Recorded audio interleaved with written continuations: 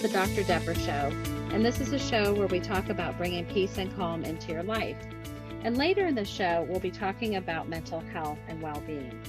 I am a Santa Barbara-based clinical psychologist, and I specialize in pediatric neuropsychology. And during my clinical training and my current work, I've treated thousands of people, and I want to share my experiences with you. This show is all about our community and how to create compassionate conversations about our well-being and health.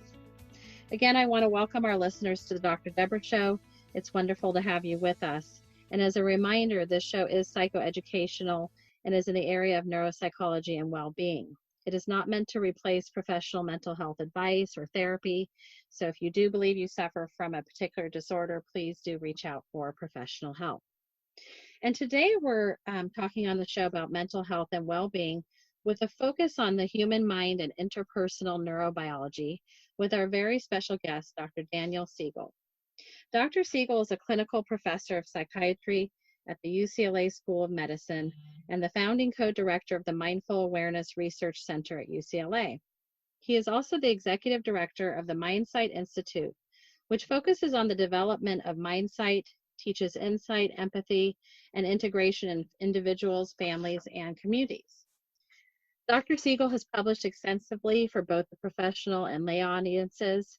His 5 New York Times bestsellers are Aware, The Science and Practice of Presence, Mind, A Journey to the Heart of Being Human, Brainstorm, The Power and Purpose of the Teenage Brain, and 2 books with Tina Payne Bryson, Ph.D., The Whole Brain Child, and No Drama Discipline. His other books include The Developing Mind, The Pocket Guide to Interpersonal Neurobiology, Mindsight, The Mindful Brain, and The Mindful Therapist. And he has also written The Yes Brain and The Power of Showing Up with Tina Payne Bryson, Ph.D. Dr. Siegel also serves as the founding editor for the Norton Professional Series on Interpersonal Neurobiology, which currently contains over 70 textbooks. Welcome to the show, Dr. Siegel. Thank you, Dr. Deborah, Dr. Foster. Pleasure to be here with you. I'm so excited to have you on, and I have read many of your books, and you're so well-versed, so I'm hoping that, I know you have some great wisdom to share. And, I like to talk a little bit about why I'm even doing the show. I think mental health is really an essential component of our overall health and well-being.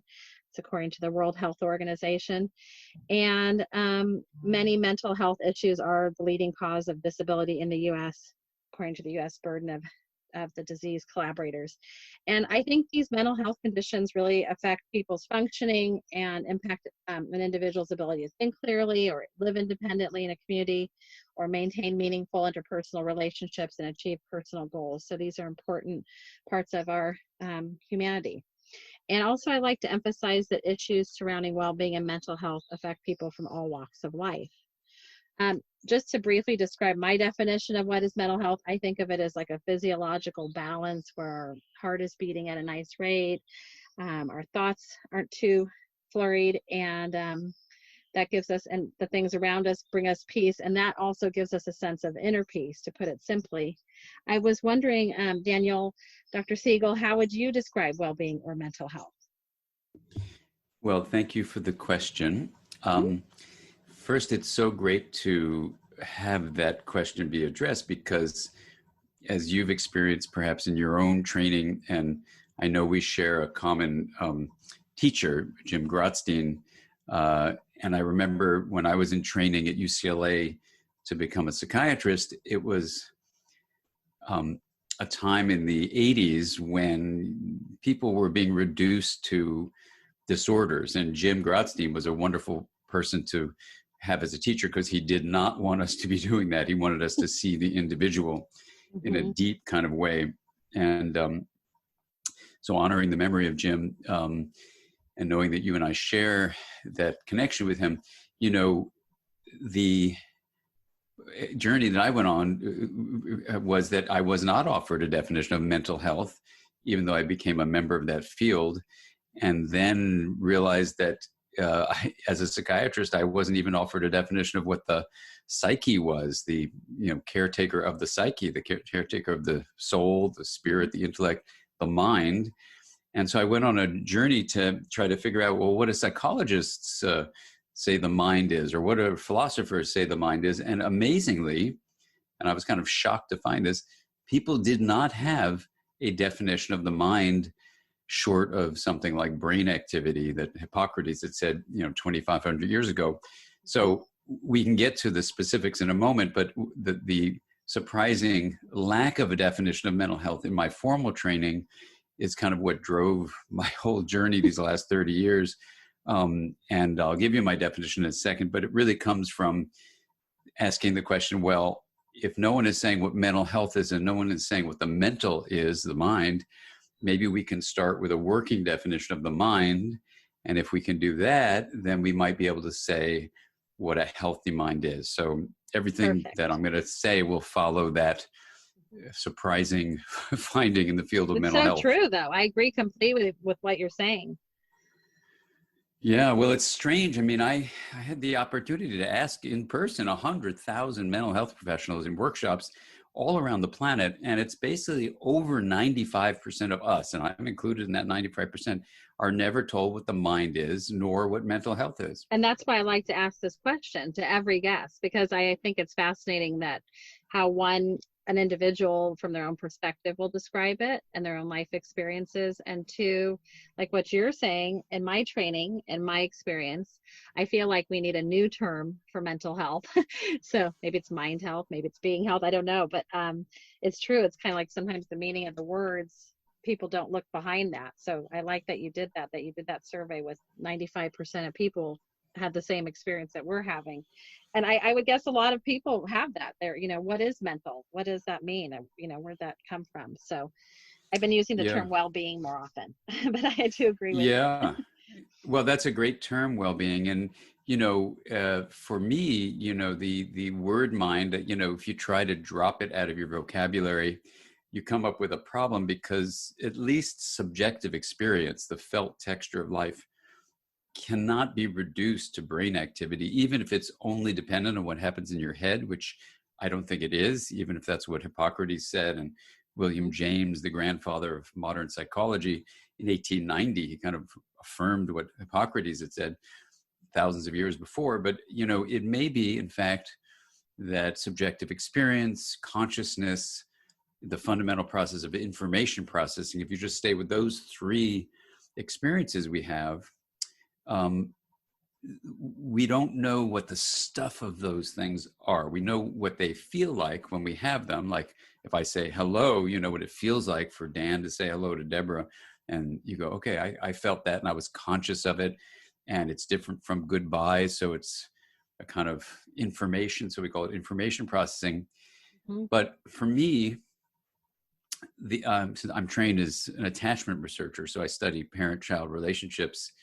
And for me, the relational aspect of mind needed to be somehow connected with the inner aspect of mind, the part that goes inside your skin encased body.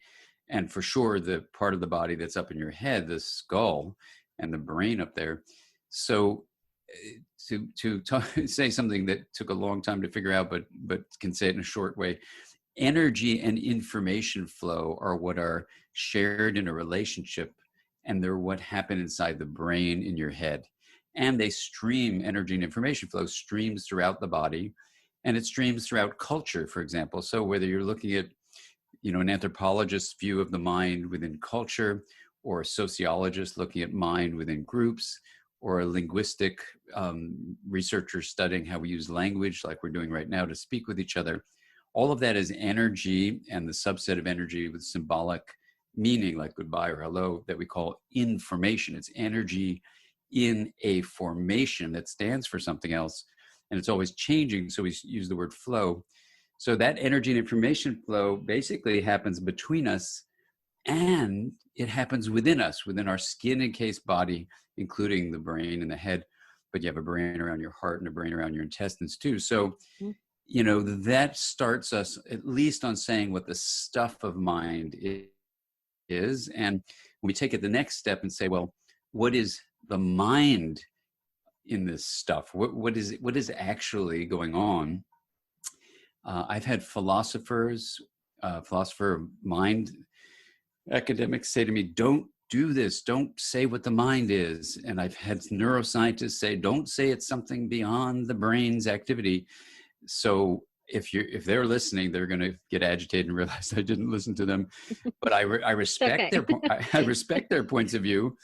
I even once spoke at UC Santa Barbara and had this kind of same pushback. But what I'm going to say is that the system of mind is both relational and embodied. It's stuff. A system has to have, a fundamental unit, like a cloud as a system, as water and air molecules. The stuff of the system of mind is energy and information flow. And here's the key thing to begin with. It's not limited by skull or skin. So it's happening in this immersive way within the body, and this immersive way within one-on-one relationships like you and I are having right now, everyone listening to us. It happens in a family. It can happen in a classroom, a school, an organization, a community. Even on a whole planet, you can have these things called relational fields that Otto Scharmer and Peter Senge and Meta Bowl study. And in all these ways, I think it relates to energy and information flow. So I think the mind is an emergent property. That's a mathematical term from the study of complex systems, which are systems that are open to influences from outside of themselves. They're capable of being chaotic. And the most important feature is they're nonlinear, meaning a small input can lead to a large and relatively difficult to predict outcome from the small input. And if you feel yourself listening to this, that you're a nonlinear, chaos-capable, open system, then we would say in mathematical terms that you've met the criteria of being a complex system. And in this universe that we live in, it turns out that complex systems have emergent properties. They have basically a phenomenon that arise in the interaction of the fundamental elements that is something larger than the elements themselves. So the proposal that I've made for decades now is that the mind in all its facets, subjective experience, consciousness, information processing, and a fourth facet we'll talk about in a moment, may be emergent properties of energy and information flow that's both relational and embodied. And then particularly to talk about the question of mental health, we can't really say what healthy consciousness is, even though, I know in work I've done with different people, including Alan Wallace, that this comes up as an interesting discussion point. But you really can't say what subjective experience is that you feel in consciousness, what makes it healthy or not, or information processing, what's healthy information processing. But the fourth facet I'll describe to you gives us a window into possibly answering the question, what is a healthy mind and what is well-being? And it comes from a deep mathematical review of what complex systems do, which is one of their emergent properties is called self-organization. So this is pure math. And the mathematics of complex systems says that when you differentiate aspects of a complex system, allow them to be different or special or unique, and then you link them, and that in the linkage, you don't lose the differentiated qualities. This is the important feature. Then that combination of the linkage, the connecting of differentiated components leads to, whether you call it criticality, in one perspective, that's the term that's used, but it's basically streaming in this harmonious way between chaos as one bank. If it's a river analogy, one bank is chaos, one bank is rigidity. The central flow is the flow when you're linking differentiated parts. And I've just named that, because math doesn't have a name for it, integration. And so integration, very specifically defined as differentiation plus linkage. And other people use that term in different ways, but that's how we're going to use it. When you're integrated, you're flexible. These are the 5 qualities of an integrated flow, which I think is the base of well-being, to come finally to your question. It's flexible, it's adaptive, it's coherent, which in math terms means resilient over time. It's energized, meaning it has a sense of vitality. And it's stable, meaning it's reliable. Not that it's rigid, but that it's reliable.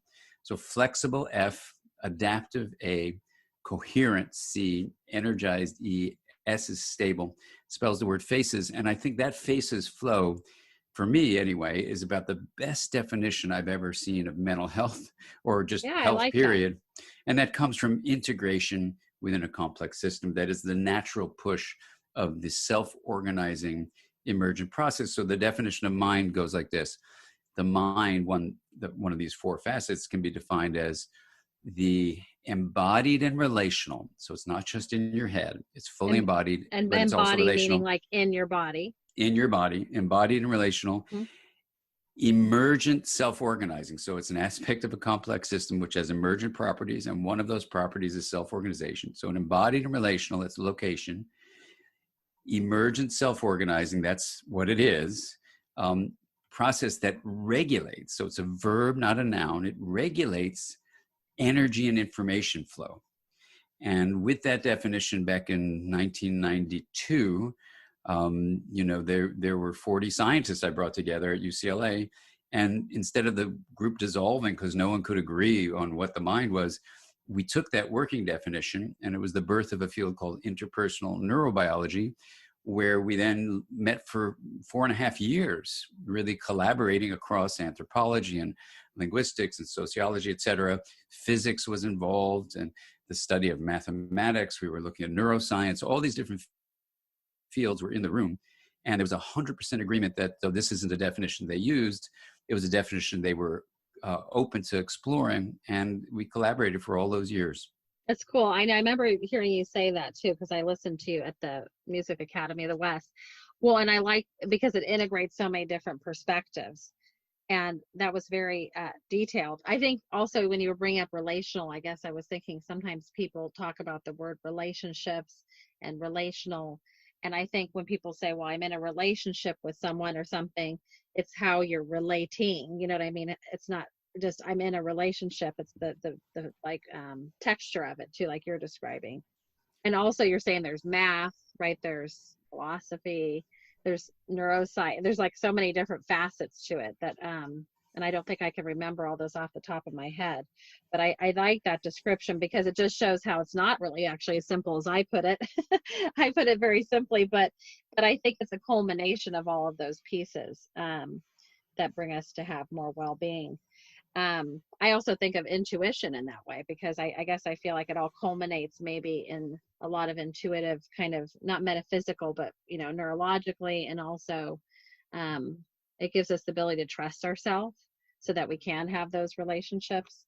And if you're just joining us, we're just exploring the relationship between mental health and human mind and interpersonal neurobiology. And Dr. Siegel is just explaining his description of like well-being or mental health and as it relates to the human mind and interpersonal neurobiology. And I think people really, we're all in this changing environment that really influences our brain, right, and our development and functions. And I think that, as you would say, that it has a lot of implications for our mental health. I know you've talked a little bit too, like I've just read some of your work about interpersonal neurobiology promoting compassion and kindness and resilience and well-being in our personal lives and our relationships and our communities. And I think that's why you were describing the word integration.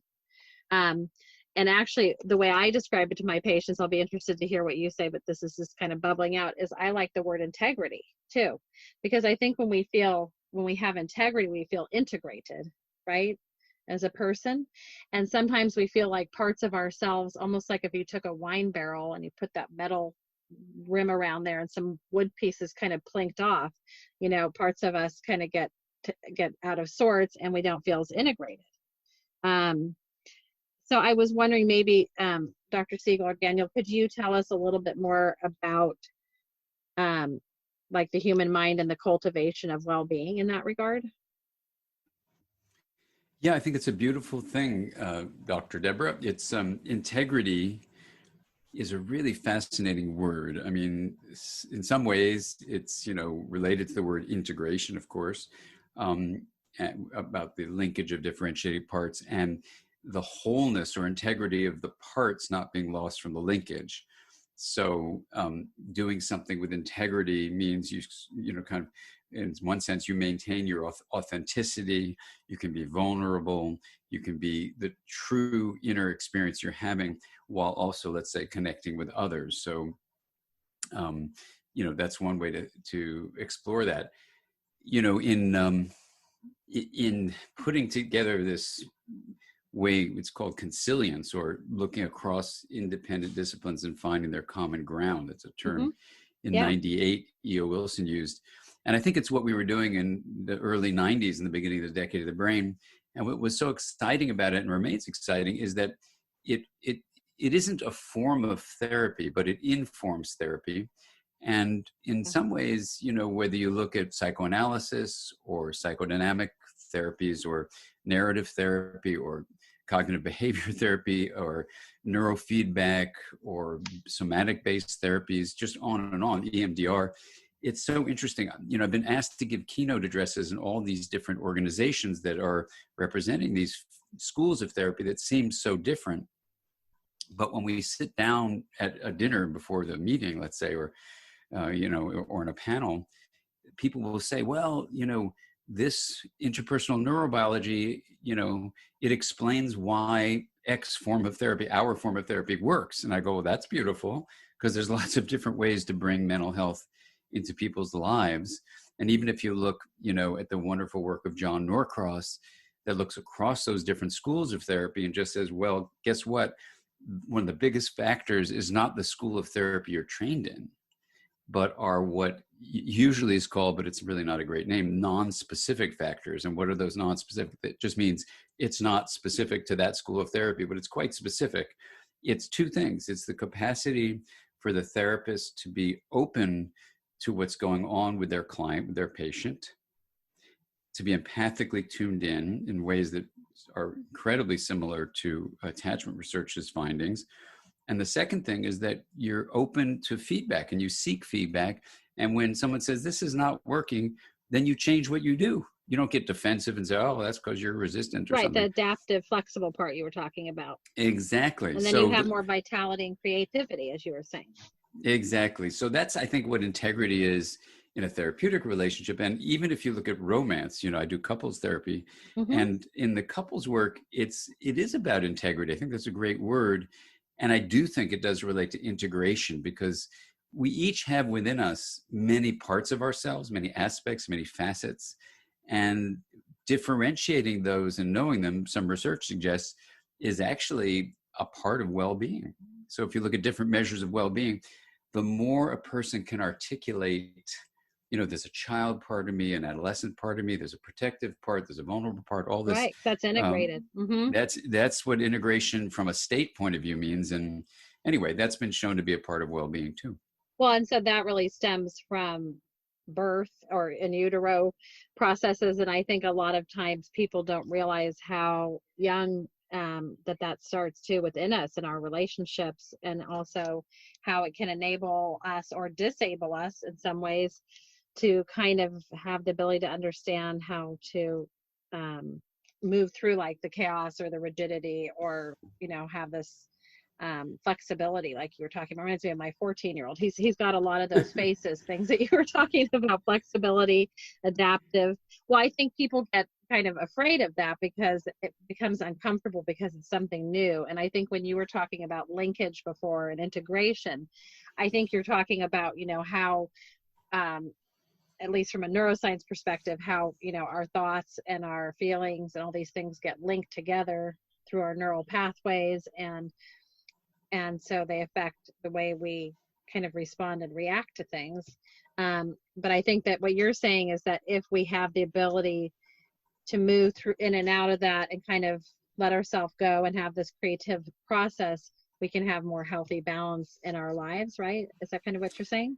Yeah, absolutely. And I mean, a couple of things. I mean, you mentioned you have a 14-year-old, in that journey through adolescence.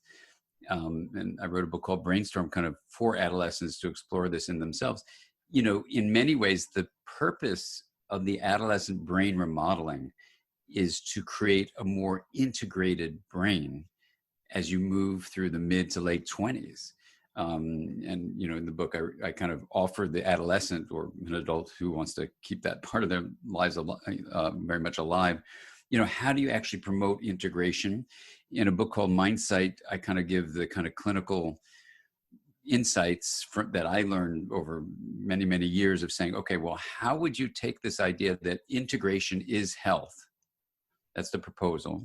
Right. Well, you're And saying kind of integration links, so all these mental processes together, like feelings, body sensations, thoughts, yeah, that would be relationships. one kind of integration. There's 9 domains you could look at, and we can talk about it if you'd like, but the bottom line is you look for chaos or rigidity in your own life, whether this is a clinical, way of thinking about therapy, or just if you're listening and want to know, how do I know if I have mental health? If you get stuck in chaos in your life a lot, or stuck in rigidity a lot, because we all kind of veer there, can have a chaotic day or a rigid day, but I mean, you really get stuck.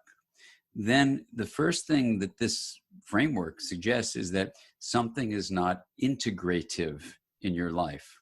Right. And it's a challenge to your well-being. So you don't have to give yourself a diagnosis. You don't have to, say, oh my God, I'm a bad person. No, it's not like that at all. Something is just not being integrated. And then the next thing you do is you say, well, okay, there's at least 9 domains of integration I can explore, including like the integration of consciousness, or looking at vertical integration, meaning am I in touch with my body, horizontal integration, or called bilateral, looking at the left and right hemispheres of the brain.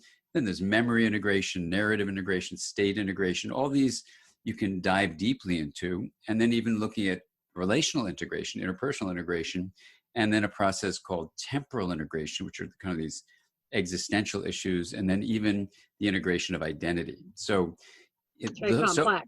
Yeah. So far, those 9 divisions have served as a useful kind of mapping, so that, at least in my experience as a therapist, when someone comes to me, I'll ask them about chaos and rigidity in its various forms, internal or relational.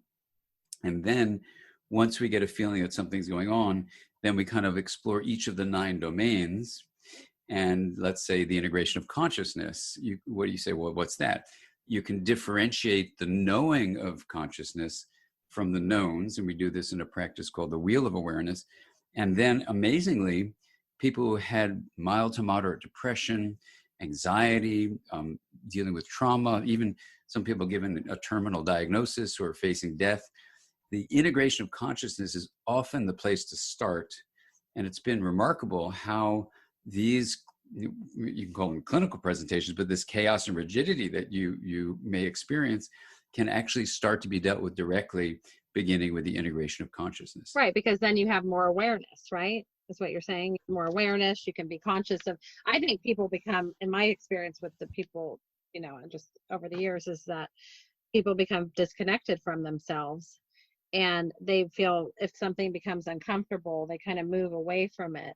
And I think that actually causes people to become more unintegrated, versus if we move into ourselves and we are able to have this awareness, we can have, more kindness for ourselves, kindness for others, more understanding. I think what you're describing is much more deep than that. I was also thinking that probably a lot of people don't realize the source of how a lot of these things get developed. And I was thinking that maybe you could describe like how our human development affects our health in that regard. Absolutely. Well, first, just to resonate with what you were just saying, it's so beautiful, sure. And I agree with you that and the way you're articulating is so nice, the idea that you have this openness and awareness, the metaphor we use is hub, but it's exactly like you're saying, this openness of awareness, so that instead of warding off certain things that you just don't want to be aware of, feelings in your body, memories, things like that, or where certain things have taken you over, and they keep on entering your consciousness. Right. So in a way, you enter that hub, and the rim would be where the things you can be aware of are, metaphorically, and you have a singular spoke of attention. It's kind of like this analogy I use in a book called Aware, about the wheel practice. It's kind of like, if your size of awareness is like the size of an espresso cup, and life hands out, some really challenging thing, like life does, the pandemic, for example. And let's think of that as the analogy of a tablespoon of salt. If your awareness is only the size of an espresso cup, and life dishes out that tablespoon into your espresso cup volume of of water. It's too salty to drink, and you become overwhelmed, and it becomes traumatizing. Now, Yes. imagine the metaphor of expanding that container to, let's say, 100 gallons. Now, life dishes out its same trauma. The pandemic hits. It's a tablespoon of salt in our metaphor. You dump it into a 100-gallon container, mix it up, and it's still fresh to taste, and you can drink the water. Right. It's, I think Jack Kornfield talks about that too. Well, it's kind of like creating more space, creating more physically, mentally, emotionally, because I think sometimes when we have really bitter things in our life, it's so hard for us to touch those things. Yeah. Well, you mentioned, yeah, go ahead. I'm sorry. No, please. No, I was just thinking that's why I think it's so important for us to have this like empathy and caring. And that's why I know we can't go into mindfulness, but I do think that's why mindfulness is so critical to kind of recover from, instances throughout our day that happen that we don't even have awareness of, right? Because we're kind of cycling through all these things so rapidly. We have like a thought, we have a body sensation, we have an emotional reaction, we have memories and images, and that happens in like 10 milliseconds or something, and it's going on and on and on throughout our day. So it accumulates too, and I think people don't realize that accumulation can actually have a lot of detrimental effects down the road, and that's why I think we become kind of imbalanced and not integrated, because we have these parts of ourselves that aren't together, and our compass gets a little haywire. Well, yeah, and it's fascinating. You mentioned Jack Kornfield, building on what you're saying, and what's been fascinating to me is as a scientist and also a clinician, putting together this framework of let's honor each of the different disciplines of science. And then saying, okay, the mind might be this, let's see if that might be true, or maybe it's wrong, whatever. And then saying, well, then how would you integrate your life? And then the Wheel of Awareness was created. And after that, I met Jack Kornfield, and then we started teaching together. And, he is a Buddhist scholar. We were doing something in November together. We've been doing things for years. But it was so fascinating because as a Buddhist scholar, he's immersed in a contemplative tradition, which is so powerful and so beautiful, over 2,600 years of meditation practice. And really, as the Dalai Lama, His Holiness the Dalai Lama says, Buddhism being a science of the mind. It's been amazing then to be on stage with Jack, or I teach with His Holiness the Dalai Lama too, and to be on stage with these scholars of Buddhism and to see the incredible resonance of the interpersonal neurobiology framework, which has no connection to Buddhism in its origins, but apparently, according to Jack and His Holiness, it resonates beautifully with these ancient teachings from direct immersion in meditation. And this has been true also, with people in other spiritual traditions, and indigenous traditions of all sorts have resonated with the teachings of this framework.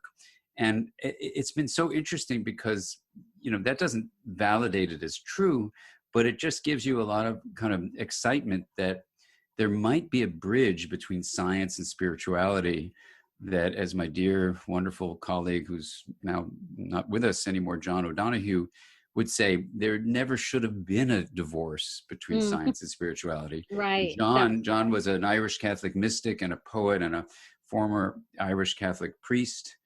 And, he and I would teach together also. And the way you see mysticism, which John would say is the belief in the reality of the invisible, and being a true scientist, saying the eyes can't see everything that is real.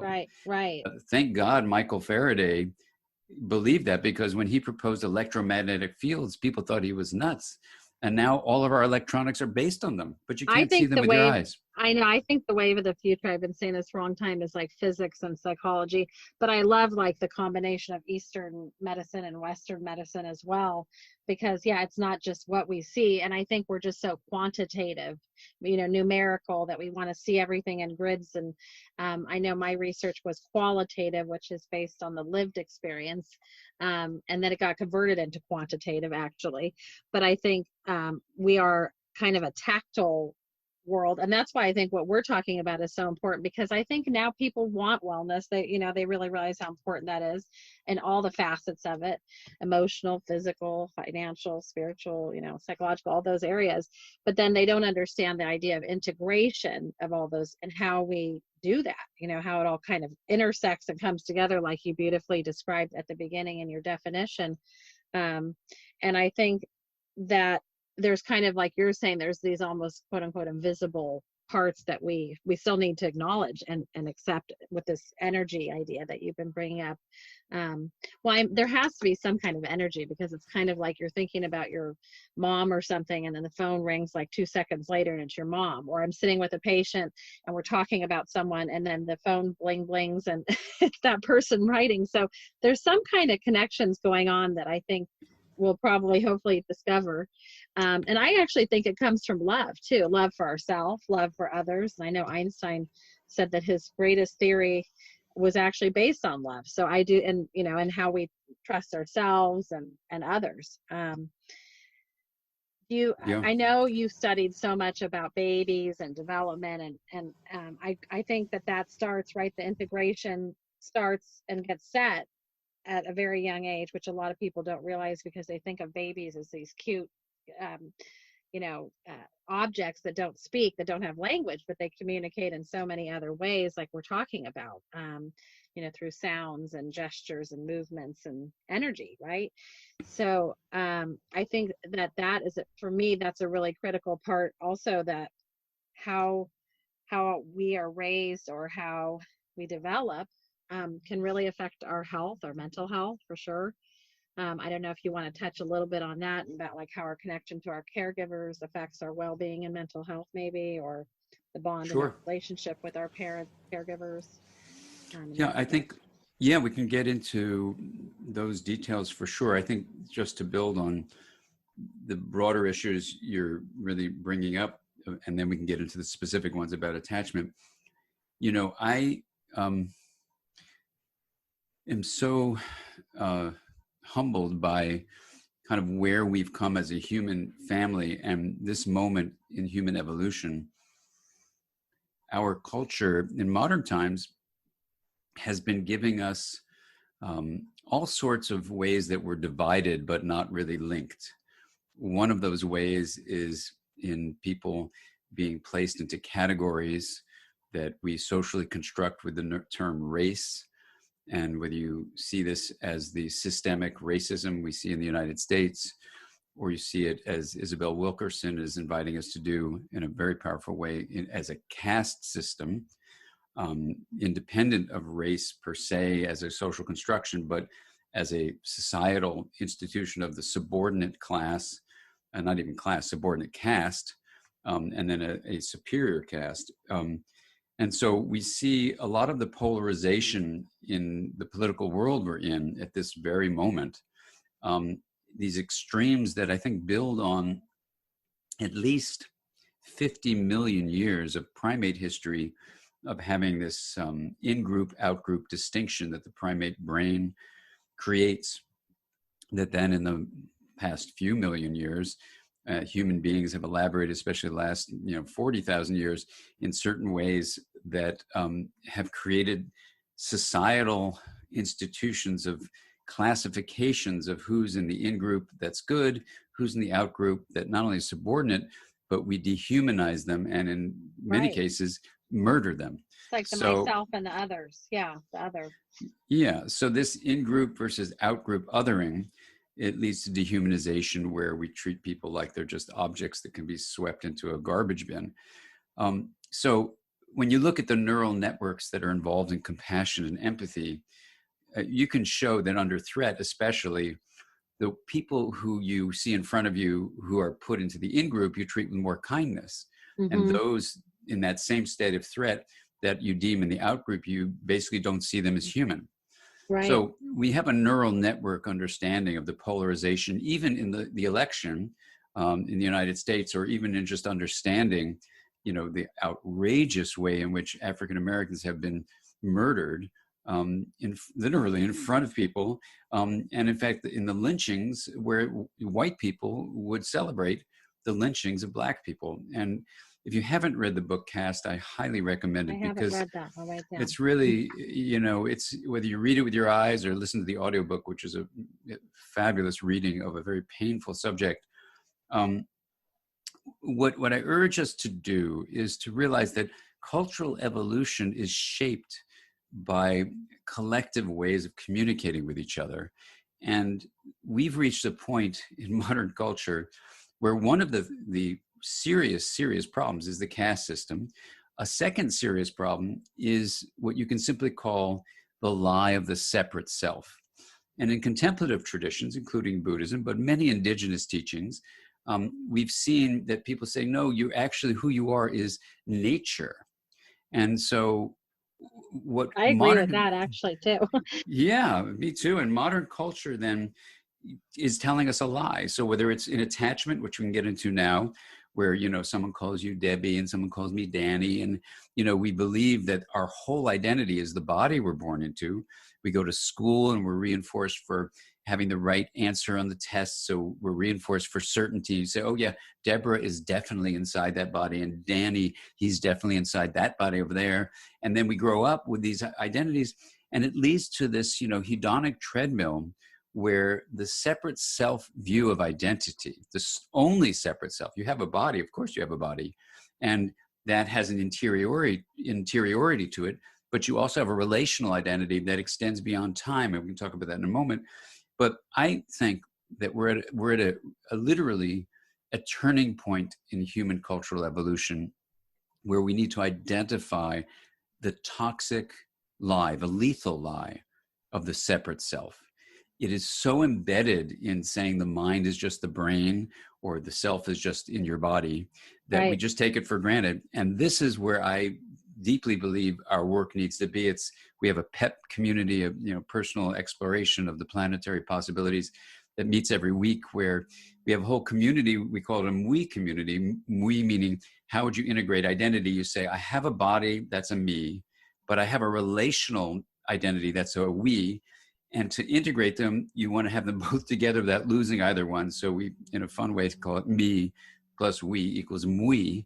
And MWE is basically what an integrated identity would be. And while we can talk about secure attachment, which I'm happy to do, that's what I'm trained to study, I think ultimately parents need to begin, and schools take the baton and keep it going. We need to begin with parents teaching your child that who they are is not just that body.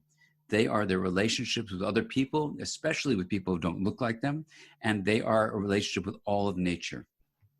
Right. Well, and I mean, we may not have enough time. I mean, maybe we could do another show on attachment, because I think that's a whole nother topic, you know what I mean? And it's very deep. I just was thinking also just how the attachment lens leads into what we're talking about with the integration, because I think when we come from a nurturing, caring,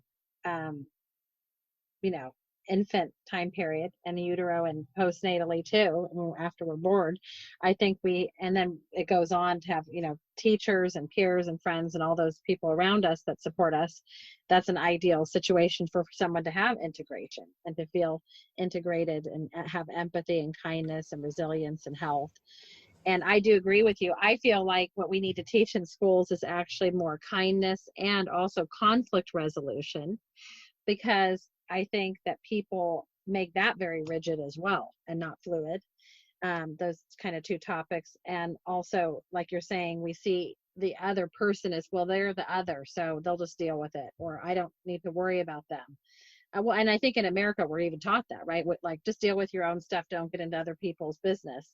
So we're kind of more separate in a way versus connecting. And I feel like we also don't realize how important that soothing is, and that true deep connection of really taking in another person, a baby, when we have children, or when we have friendships too, really letting the other person kind of enter into our space, right, into our energy space. And I think that comes from people not having the ability to calm themselves, like when they feel distress or they feel worry or they feel fear, because we just kind of fall back into that same place maybe where we we're related by our parents in that way. And then we keep repeating it, trying to kind of unconsciously make sense of that. And so I think that those relationships as we go on throughout our life are really critical, and especially as a therapist, a psychologist, to help people have a new experience with that. So, and I know you know so much too about, like, you know, how the brain's not hardwired, and how it affects, right, the neurobiology too, about how we kind of feel throughout our days. I mean, I think it's like a huge impact. So I just was thinking, I think sometimes people don't realize how, when we say attachment, what that even means, and also that when babies are born, how important it is to really be present for them. But then, of course, parents usually, they don't understand that because maybe they're not present before they even have the babies. And it's not a put down. It's just that I think we haven't been enforcing that or reinforcing that. We've kind of like lost our way a little bit in that regard. Do you think maybe like a long time ago, like maybe when Socrates was alive, or you're talking about those, you know, people in that time period, Aristotle, do you think they parented differently then, or do you know anything about that era of parenting? You know, I don't know how people parented in the time of Aristotle, but I know in our era now, when we study across cultures, so we have the research data, there are very common findings across very different ways of parenting. So you can tease apart the essence. And if you needed to really look at that across cultures, you could say that integration in relationships, where you're honoring differences and promoting linkages, leads to the growth of integration in the infant's brain. And integration in the infant's brain is the basis of all regulation, regulating thought, affect, behavior, all these things. And so integration is the common ground when you look at secure attachment, and basically say, wow, if I have, you know, variations where I'm not securely attached, I'm either leaning towards chaos on the one hand or leaning towards rigidity on the other, or both together in a process called disorganized attachment. You can actually use the integration proposal of the base of well-being and examine it both relationally and neurologically. And when you do that, what's absolutely fascinating, you know, for example, is you can identify what developmental trauma does, which means abuse on the one hand, emotional abuse, verbal abuse, physical abuse, sexual abuse, and on the other hand, neglect. And both of those, this is the work of Martin Teicher at Harvard McLean Hospital. What Marty showed was that it's integration that is hampered with developmental trauma. And then if you look at, you had mentioned mindfulness, if you just name mindfulness in the broadest of way, which has three components: developing focused attention, open awareness, and kind intention, related to the kindness you're talking about.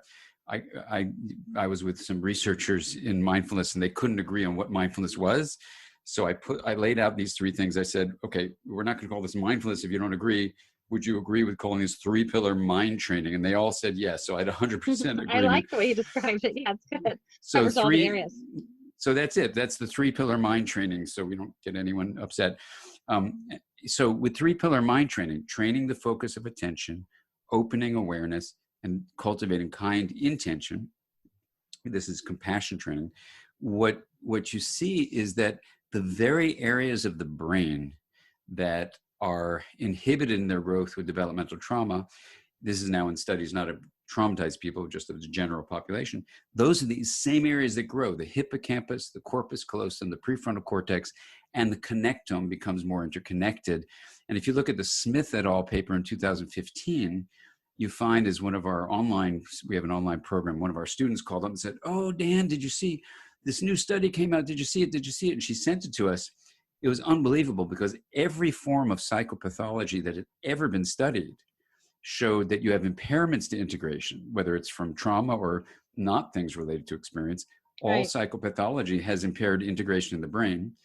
Then this study, the Smith et al. Study, showed that every measure of well-being they could assess correlated with one finding in the brain. And that was how interconnected the connectome is, which basically means how the differentiated areas are linked. So in our terminology, it would be how integrated the brain is.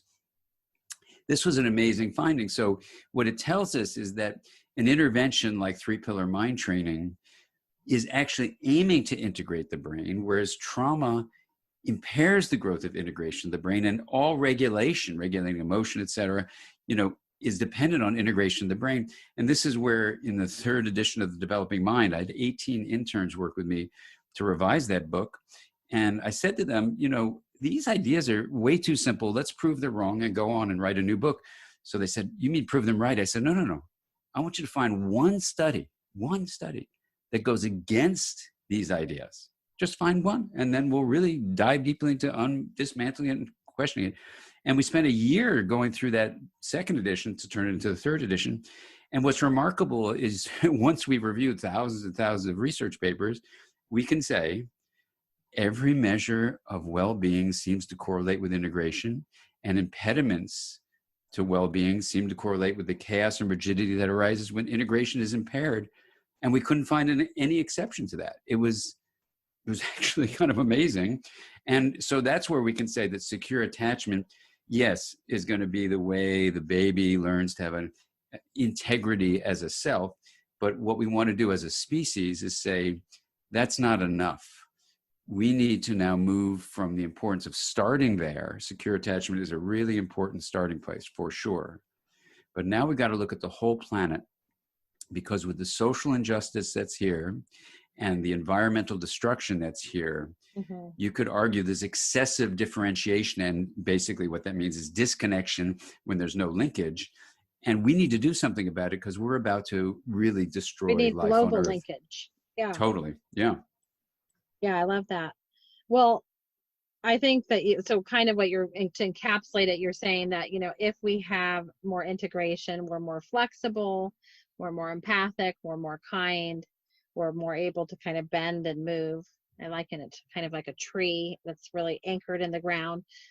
And when we have inflexibility, or we're more self-focused and we're not able to integrate other people into our lives, or how those relationships are affecting them or us in a global level and on a one-to-one level, we become more, rigid and flexible. Our awareness probably goes down. So it is really important. I think what we're both talking about is the ability, one, to have awareness of what's going on within us, and also maybe practicing doing some work about how we focus our attention and how to resolve some of those issues, because otherwise we kind of keep recapitulating them and doing them over and over. So I know most people want happiness and balance and health. And I think that if we can have more integration, that would probably help us, feel more balanced. And I think we just have time maybe for just maybe 1 or 2 more questions, even though I would love to keep going on and on, because I think these are really fascinating topics. And if you're interested in Dr. Siegel's work, he has, like he's been describing, he has many different other topics that interrelate with this. So check out his website. I always like to ask my guests, have you heard of any kind of campaigns or organizations that are in the fields of human mind and interpersonal neurobiology, such as your own, that work toward specifically reducing, the focus is to specifically reduce mental health stigma, or to focus on the words well-being or mental health? And that's a wordy. So have you ever heard of any campaigns or organizations that use your topic and that focus also with the idea of mental health or well-being? Yeah, I mean, the first I would bring up is the Garrison Institute. Okay. I'm on the board there, and we have it's a nonprofit organization. We have now a new group of fellows that are really basing their work on interpersonal neurobiology and the whole idea of we. And it is for environmental protection, it's for social justice, and ultimately well-being across all these different ways, applying it in education. And we have a program which is compassion-based resilience training for mental health workers and others in the field of violence in different societies. It's a global process. So yeah, so the Garrison Institute in New York would be one place to check out. there is a nonprofit that does interpersonal neurobiology specifically. It's called the Global Association of Interpersonal Neurobiology Studies. So it's all about mental health, and that's at mindgains.org. So you can join with people there. So it's the Global Association of Interpersonal Neurobiology Studies. So it's GAINS, GAINS is the name. And the website is mind, just put the word mind in front of GAINS with an S at the end, and .org is their website. Do you ever talk about mental health stigma, or is that something that doesn't come up, that word stigma? I'm sure there are organizations, I can't think of them off the top of my head, that obviously deal with stigma. I don't know of any that are particularly, our institute, the Mindsight Institute, that's our whole approach, is to destigmatize mental health by seeing it through the lens of integration and impairments to integration, rather than shoving a person into a category. So we're all on a journey of integration, and so the Mindsight approach, we have courses that teach you how to destigmatize by really looking deeply at what the mind is and what mental health is. That's the Mindsight Institute. That's basically all we do. So in a way, it's like the idea of like the individual integration, and then the global integration, and then the energy. I think you were talking about the beginning. Based off of that, it could all get equalized, like more balanced. Yeah, exactly. And when we do this as a community, it's amazing. And we have this, as I mentioned, the Mindsight Institute has this we have meeting and a community that's associated with it every Friday from 1 to 2:30. And it's been absolutely amazing. It is all about destigmatizing things and bringing inner resilience and relational health into the world. Yeah. I just think like what you were talking about at the beginning is still like a really essential of this idea. I think you're talking about Jim Grotstein and moving away from the idea of diagnoses and labeling ourselves, and thinking more in these terms of, I think you said the flexibility. Maybe you could go for flexibility. Yeah, flexible, adaptive. And coherent means resilient over time. Energized, that's like a sense of vitality, happy to be here. And stable, which means reliable, not rigid. Right. So flexible, adaptive, coherent, energized, and stable is, from an IP&B, interpersonal neurobiology point of view about mental health. That's what we see is a way of describing mental health. And our definition of mental health is a mind that brings integration within and between. I think persistency, you could add, not to tell you anything to change, but I also am a big believer in consistency and persistency. It sounds like you got consistency, because I think if we persist at something, we don't give up. If we don't do it exactly perfectly, and we have that kindness for ourselves, that can really, I guess you have the kindness parts that would be added in there. Yeah, well, we do say that integration made visible is kindness and compassion, and it's driven by this vital force of love, and if you do the wheel of awareness, or just go to our website and do the wheel, you'll see the best place to start is with your personal inner journey, and the wheel of awareness lets you start with integrating consciousness. And once you do that, and that's what we've been doing in the Pep Me Up meetings, once you do that, then you realize we all come from this place. We haven't even talked about the two realms of reality, or explaining a possible reason why the phone rings when you have a sense it might ring, because there is part two. That's a whole nother conversation. But I talk about that in a book called Mind and a book called Aware, and a little bit in the Developing Mind. But those other two books would be a better place to explore. So if you're interested, I guess if our listeners are interested in maybe putting a little more like of the human mind, interpersonal neurobiology into our lives, that could help create more mental health or balance or well-being, you could check out Dr. Daniel Siegel's website, and he has some great books and resources. And I do know about I'm learning about your wheel of awareness and some other pieces there. So it sounds like you're working on some really wonderful projects too. So thank you for all your contributions to neuroscience and development. And I really am inspired by all your work always. Thank you. Thanks for having me on. It's been an absolute pleasure. Thank you. I really appreciate you coming on the show. Do you have any final words of wisdom for our listeners? Or? Well, I think these days, people are losing hope. They're getting exhausted with the pandemic. really distressed about the polarization in the world, distressed about the social injustice, distressed about, the destruction of our beautiful planet. And, one of the things to keep in mind is we need to actively cultivate hope. And, as Brian Stevenson says, hopelessness is the enemy of justice. And to do the corollary of that, hope then is the steward of justice. Mm-hmm. So we need to really keep hope alive. And, there's a beautiful art and science of hope and justice that you can check out. We did it with the Museum of Modern Art just this morning, and you can check that out we did it with the United Nations. Nice. And you can go to the UN's YouTube channel and see that, and it'll give you an immersion in what we're talking about how do we work together as a human family to keep hope alive, and to use really not just the science that tells us about how things are, but the art, which means music, poetry, paintings, photographs, all the art forms give us a window into possibility. And it's that art and science together that I think can give us hope and justice in the world. And that's together, kind of a reflection of our make it work.